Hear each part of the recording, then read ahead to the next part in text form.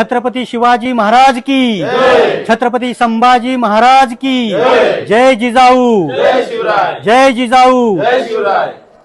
आज या ठिकाणी मराठवाडा येथे छत्रपती शिवाजी महाराजांचं इतक्या मोठ्या पद्धतीने विशाल भारतातील सर्वात प्रथम मंदिर या ठिकाणी उभारलं गेलेलं आहे आणि त्याला जवळजवळ 1 वर्ष पूर्ण होत आहे. तर या ठिकाणी नित्य पूजा आरती आणि भरपूर कार्यक्रम आयोजित होत असतात.